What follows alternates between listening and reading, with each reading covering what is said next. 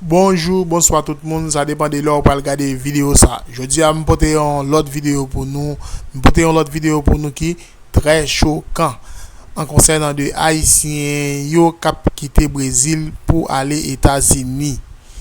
Haïtiens cap quitté Brésil yo Chili pour entrer États-Unis. Gen en pile difficulté dans route là mes amis prend précaution. C'est vrai que nous pral chercher la vie meilleure, mais ça pas veut dire pour nous aller détruire la vie nous en même temps.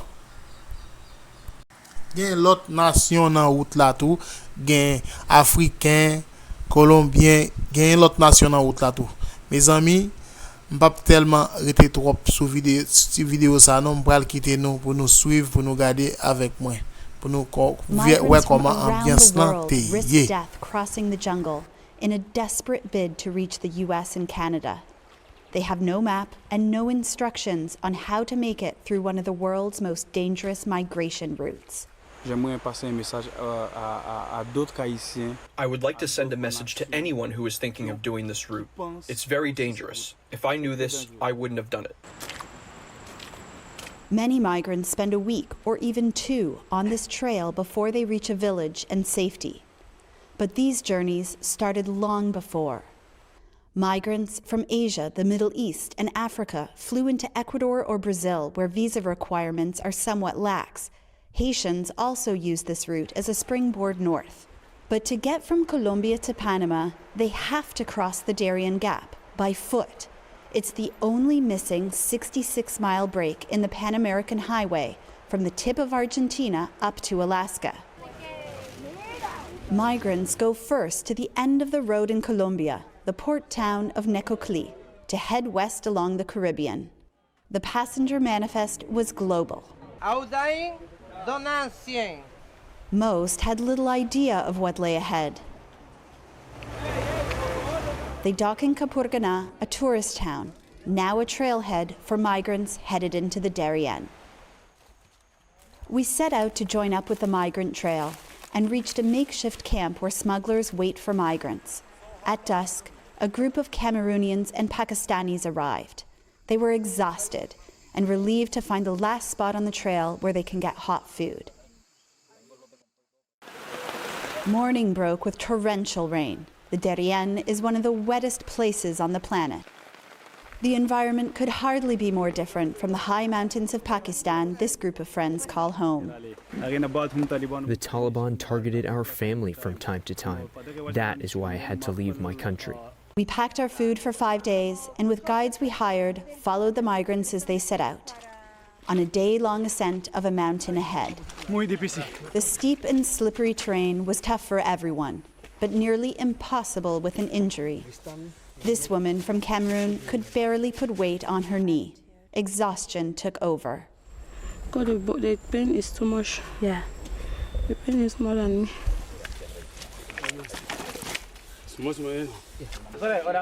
Up the mountain, the smuggler the Cameroonians and Pakistanis hired demanded payment.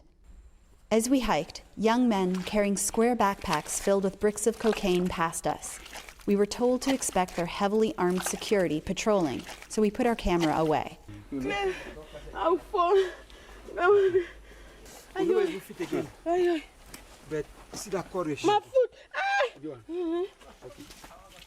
After a steep descent, the group made it to this river. They were almost out of food. Smugglers won't venture any farther into Panama, where they could face over a decade in prison if they're caught. This one, who didn't want his face shown, wished smugglers weren't prosecuted so they could help migrants safely complete their journey. I've had to see mothers who tell their children they can't go on, to give themselves up to God. For anyone who has a family or kids, that breaks your heart. Another smuggler, who can't be identified, told us he came across this migrant who had been injured and spent 2 weeks on this mountainside.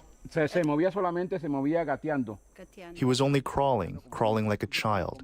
It's common. Most people who injure themselves die because there's no help for them. From here on, migrants are on their own. The next morning, we came across George, a Cameroonian man. Injured, he had been left behind by his group. Then, forging ahead alone, he fell and dislocated his shoulder. Our guides popped it back into place. He was one of many Cameroonians on this trail who didn't want to be fully identified, fleeing a brutal conflict in his country. You know, when you're running for your safety, you don't care what is happening to you. You don't care what is in front of you. You just want to have a safe ground. Just like his group of friends had, we left him behind, hobbling onwards. The trail and riverbanks were littered with signs of desperation. Before long, a large group of Haitians and Sri Lankans appeared. Jean Delicat, a father of two. It's been 6 days that we're walking without stopping. The children cry of hunger. There's no food. There's nothing. There was nothing else for them to do but try to go ahead. These Haitians had been living legally in Brazil or Chile. Among them were 6 children and 3 pregnant women. Dusk fell, and the Haitians made camp high above the river. It was hard to find wood dry enough to make a fire, and even harder to find food to cook. The night's catch, a few fish. Lying smugglers often tell migrants they're almost to their destination, which is why many, like Delicat, had already tossed their clothing and food. The bread are finished right now. I have nothing here. Nothing. Your Bible? My Bible. Yes, my Bible. And my book. Go.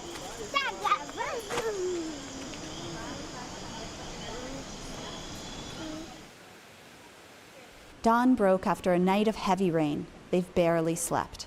They are soaking wet and very hungry, but in fact, we are stuck here for now. That's because overnight the rain made the river rise dramatically. It was too high to cross. The rivers often pull children from their parents' arms and sweep migrants to their death. Marooned, with unwelcome time to think, worries took over the Haitians, like Rosie Bantour.